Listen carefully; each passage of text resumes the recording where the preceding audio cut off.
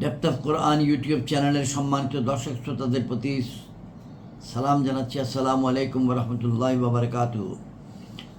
আজকের তারিখ হল নভেম্বর মাসের 3 তারিখ 2025 খ্রিস্টাব্দ, কার্তিক মাসের 18 তারিখ 1432 বাংলা সন বা বঙ্গাব্দ, এবং বাংলাদেশে চাঁদ দেখার হিসাবের উপর নির্ভর করে যে ক্যালেন্ডার ফলো করা হয় সেই হিসাবে 11ই জমাদিউল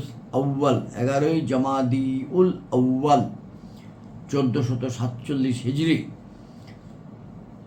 ডেপথ অফ কোরআন ইউটিউব চ্যানেলে আমরা বাংলা এবং ইংরেজি ভাষায় পবিত্র কোরআন তেলাওয়াতের পর অর্থ উপস্থাপন করে থাকি। এই ধারাবাহিকতায় আজকে আমরা 133 নম্বর পর্ব উপস্থাপন করব ইনশাআল্লাহ। এই পর্বে আমরা পবিত্র কোরআনের 17 নম্বর সূরা বনী ইসরাইল এর 94 নম্বর আয়াত থেকে শুরু করে 104 নম্বর আয়াত পর্যন্ত তেলাওয়াত করব এবং অতঃপর তার বাংলা অর্থ উপস্থাপন করব।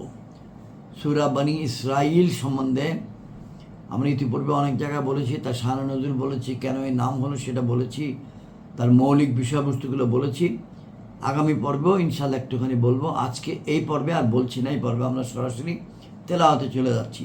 আমরা যে কিতাব থেকে তেলাওয়াত করি সেই কিতাবটি হচ্ছে আলা হজরত ইমাম মোহাম্মদ আহমদ রেজা খান বেরলভী রহমতুল্লাহ আলাই কর্তৃক কৃত তর্জমায়ে কোরআন কানজুল ঈমান ও হাকিমুল উম্মত আল্লামা মুফতি আহমদ ইয়ার খান নঈমি রহমতুল্লাহ আলাই কর্তৃক কৃত তাফসির নুরুল ইরফান, এই দুইটির সমন্বয়কৃত সংক্ষিপ্ত বাংলা ভাষ্য যেটি করেছেন মাওলানা মোহাম্মদ আব্দুল মান্নান, চট্টগ্রাম নিবাসী। আমরা এখন দরুদ শরীফ পড়ি। আল্লাহুম্মা সাল্লি আলা মুহাম্মাদ ওয়া আলা আলি মুহাম্মাদিন কামা সাল্লাইতা আলা ইব্রাহিম ওয়া আলা আলি ইব্রাহিম ইন্নাকা হামিদুম মাজিদ। আল্লাহুম্মা বারিক আলা মুহাম্মাদ ওয়া আলা আলি মুহাম্মাদিন কামা বারাকতা আলা ইব্রাহিম ওয়া আলা আলি ইব্রাহিম ইন্নাকা হামিদুম মাজিদ। আল্লাহুম্মা সাল্লি আলা সাইয়্যিদিনা মুহাম্মাদিন ওয়াসিলাতি ইলাইকা ওয়া আলিহি ওয়া সাল্লিম। আল্লাহুম্মা সাল্লি আলা সাইয়্যিদিনা মুহাম্মাদিন ওয়াসিলাতি ইলাইকা ওয়া আলিহি ওয়া সাল্লিম। আল্লাহুম্মা সাল্লি আলা সাইয়্যিদিনা মুহাম্মাদিন ওয়াসিলাতি ইলাইকা ওয়া আলিহি ওয়া সাল্লিম। সাল্লাল্লাহু আলাইহি ওয়াসাল্লাম, সাল্লাল্লাহু আলাইহি ওয়াসাল্লাম, সাল্লাল্লাহু আলাইহি ওয়াসাল্লাম। আমরা এখন 94 নম্বর আয়াত থেকে ইনশাআল্লাহ তেলাওয়াত শুরু করছি। আউযু বিল্লাহি মিনাশ শাইতানির রাজিম। বিসমিল্লাহির রহমানির রহিম। ওয়ামা মানা'আন নাসা أن يؤمنوا إذ جاءهم الهدى إلا أن قالوا أبعث الله بشرا رسولا قل لو كان في الأرض ملائكة يمشون مطمئنين لنزلنا عليهم قل لو كان في الأرض ملائكة يمشون مطمئنين لنزلنا عليهم من السماء ملكا رسولا قل كفى بالله شهيدا بيني وبينكم إنه كان بعباده خبيرا بصيرا ومن يهد الله فهو المهتد ومن يضلل فلن تجد لهم أولياء من دونه ونحشرهم يوم القيامة على وجوههم عمياء وبكما وسما مأواهم جهنم كلما خبت زدناهم سعيرا ذلك جزاؤهم بأنهم كفروا بآياتنا وقالوا أئذا كنا عظاما ورفاتا أئنا لمبعوثون خلقا جديدا أولم يروا أن الله الذي خلق السماوات والأرض قادر على أن يخلق مثلهم وجعل لهم أجلا لا ريب فيه وجعل لهم أجلا لا ريب فيه فأبى الظالمون إلا كفورا قل لو أنتم تملكون خزائن رحمة ربي إذا لا أمسكتم خشية الإنفاق وكان الإنسان قتورا ولقد آتينا موسى 9 آيات بينات فاسأل بني إسرائيل إذ جاءهم فقال له فرعون إني لأظنك يا موسى مسحورا قال لقد علمت ما أنزل هؤلاء إلا رب السماوات والأرض بصائر وإني لأظنك يا فرعون مسبورا فأراد أن يستفزهم من الأرض فأغرقناه ومن معه جميعا وقلنا من بعده لبني إسرائيل اسكنوا الأرض فإذا جاء وعد الآخرة جينا بكم لفيفا صدق الله العظيم وصدق رسوله النبي الكريم। এখন বাংলা অর্থ উপস্থাপন করছি আমরা আয়াত 94 থেকে। এবং কোন কথা মানুষকে ঈমান আনতে বাধা দিয়েছে যখন তাদের নিকট হিদায়াত এসেছে, কিন্তু এটাই যে তারা বলেছে আল্লাহকে মানুষকেই রসুল করে প্রেরণ করেছেন। অর্থাৎ যে সকল কথা বা কারণে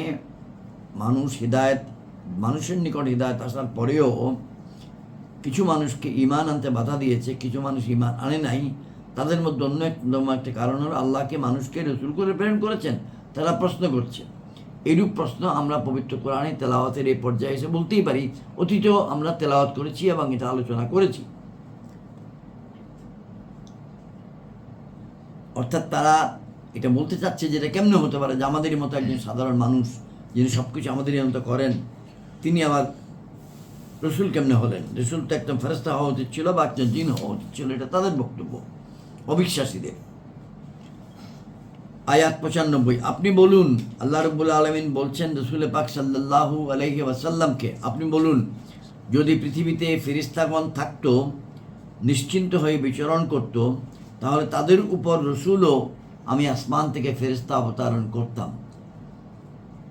এবং এখানে টিকায় 197 টিকাতে বলা আছে যে যদি ভূপৃষ্ঠে মানুষের স্থলে ফেরেশতাগণ বসবাস করতেন তবে নবীও ফেরেশতাই আসতো, কেননা নবী তো দিন প্রচারের জন্য তশরিফ আনেন। বস্তুত জনগোষ্ঠীর নিকট দিনের প্রচার তিনিই করতে পারেন যিনি ওই জনগোষ্ঠীর ভাষা বোঝেন, তাদের জীবনযাপনের নিয়মকানুন সম্পর্কে অবগত এবং তাদের দুঃখ দুর্দশা সম্বন্ধে অবহিত হন। এটা তখনই সম্ভব যখন নবী জনগোষ্ঠীর একই জাতির হন। আশ্চর্যের বিষয় যে কাফিরগণ ফেরেশতাদেরকে মানুষ অপেক্ষা উত্তম মনে করত, এ কারণেই বলতো ফেরেশতা কেন নবী হলেন না, অথচ ফেরেশতা অপেক্ষা মানুষ উত্তম। ফেরেশতাগণ ইনসানকে শ্রদ্ধা করেছে, কিন্তু ইনসান ফেরেশতাকে শ্রদ্ধা করেনি। আয়াত 96, আপনি বলুন, আল্লাহ রাব্বুল আলামিন রসুল পাক সাল্লাল্লাহু আলাইহি ওয়াসাল্লামকে বলছেন, আপনি বলুন আল্লাহ আমার ও তোমাদের মধ্যে সাক্ষী রূপে যথেষ্ট, নিশ্চয়ই তিনি আপন বান্দাদেরকে জানেন, দেখেন। এবং এখানেও একটি টিকা আছে, পড়ে নেওয়া ভালো, 198 নম্বর টিকা, পৃষ্ঠা নম্বর 771। হুজুর রসুল পাক সাল্লাল্লাহু আলাইহি ওয়াসাল্লামের মুজিজাদির মধ্যে রয়েছে প্রাণহীন বস্তুকে কলমে পড়ানো, চন্দ্রকে দিয়ে রাসূলুল্লাহ সাল্লাল্লাহু আলাইহি ওয়াসাল্লামের প্রতি আনুগত্য করা, এই সবাই মহান রবের সাক্ষ্য। অথবা কিয়ামত পর্যন্ত আল্লাহর মাকবুল বান্দাদের মুমিন হিসেবে থাকাও মহান রবের সাক্ষ্যের ভিত্তিতেই।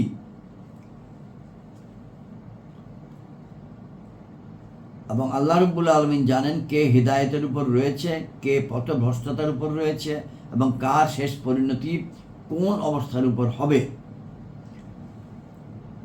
এরপরের আয়াত 97, এবং আল্লাহ পাক যাকে পথ প্রদান করেন সেই পথের উপর প্রতিষ্ঠিত, এবং যাকে পথভ্রষ্ট করেন তবে তাদের জন্য তাকে অর্থাৎ আল্লাহ রাব্বুল আলামিন ব্যতীত কোনো অভিভাবক পাবেন না।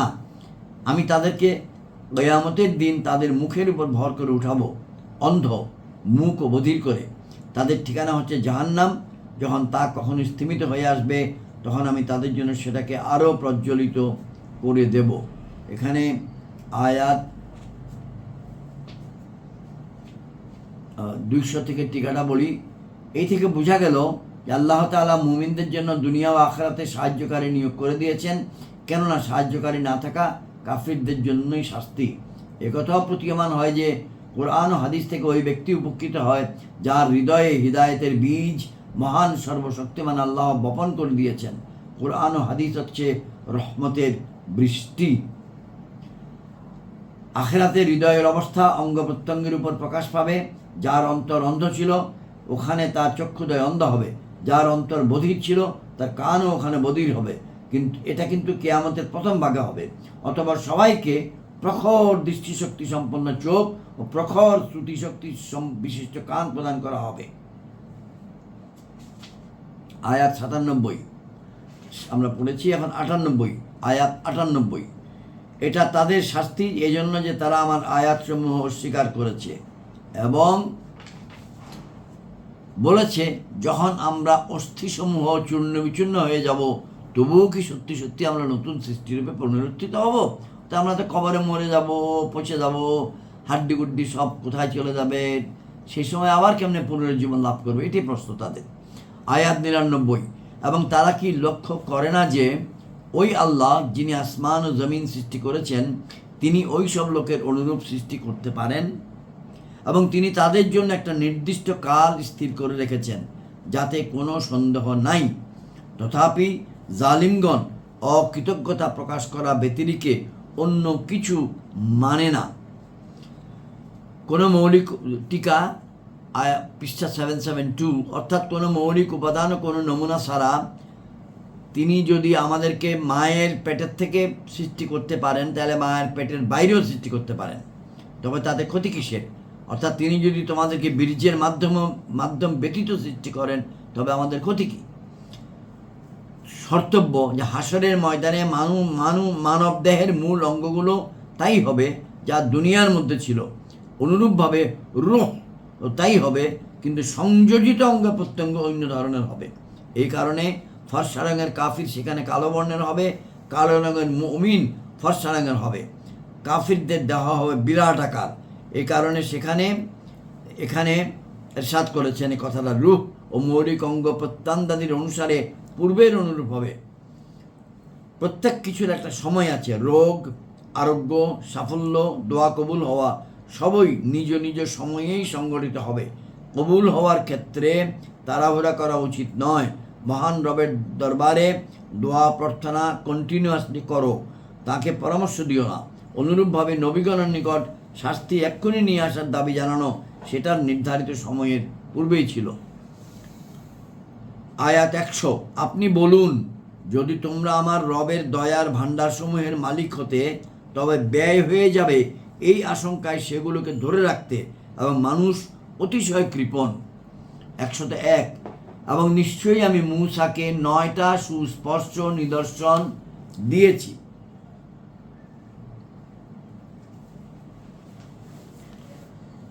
সুতরাং আপনি বনি ইসরাইলকে জিজ্ঞাসা করুন, যখন সে তাদের নিকট আসলো তখন তাকে ফিরআউন বলল, হে মূসা, আমার ধারণায় তোমার উপর জাদু করা হয়েছে। এই আমি নিশ্চয়ই মূসাকে 9টা সুস্পষ্ট নিদর্শন দিয়েছি। এই বাক্যের আয়াতের টিকায় বলা হচ্ছে সেগুলোর মধ্যে কিছু সংখ্যক ছিল মুজিজা আর কিছু সংখ্যক ছিল ফিরআউনের উপর আযাব, যা পরোক্ষভাবে মুজিজা ছিল। আশা অর্থাৎ লাঠি, শুভ্র হস্ত, পবিত্র রসনার থতলামি যা ক্রমশ প্রশমিত হতে থাকে, সমুদ্র বুকে রাস্তা হওয়া, ফড়িং, ব্যাং, উকুন ও রক্ত ইত্যাদি। মূসা আলাইহিস সালামকে ফিরআউন যখন মূসা আলাইহিস সালামকে বলল, হে মূসা, আমার ধারণায় তোমার উপর জাদু করা হয়েছে। 102 আয়াত। মুসা আলাইহিস সালাম বললেন, তুমি অবশ্যই ভালোভাবে অবগত আছো যে এইগুলোকে আসমান সমূহ ও জমিনের মালিকই অবতারণ করেছেন অন্তরের চোখগুলো উন্মুক্তকারী রূপে, এবং আমার ধারণায় হে ফেরাউন অবশ্যই তোমার ধ্বংস আসন্ন। 103। অতঃপর সে ইচ্ছা করলো যে তাদেরকে ভূখণ্ড থেকে উচ্ছেদ করবে, সে মানে ফেরাউন। তখন আমি, অর্থাৎ আল্লাহ রাব্বুল আলামিন বলছেন, আমি তাকে অর্থাৎ ফেরাউনকে ও তার সঙ্গীদেরকে সবাইকে নিমজ্জিত করেছি। 104 নম্বর আয়াত, এবং এরপর আমি বনি ইসরাইলকে বলেছি এই ভূখণ্ডে বসবাস করো, অতঃপর যখন পরকালের প্রতিশ্রুতি আসবে তখন আমি তোমাদের সবাইকে একত্রিত করে উপস্থিত করব, অর্থাৎ সৎ ব্যক্তি অসৎ ব্যক্তি মুমিন ও কাফের একসাথে হাসরের ময়দানে একত্রিত হবে, তাদের মধ্যে বাছাই হবে। তখন মহান রব পবিত্র কোরআনে বলেছেন, এবং হে অপরাধীগণ আজ তোমরা পরস্পর পৃথক হয়ে যাও। এটা পবিত্র কোরআনে সূরা 36-এর 59 নম্বর আয়াতে আছে। আজকের তেলাওয়াত এবং অর্থ উপস্থাপন 133 নম্বর পর্ব এখানেই শেষ।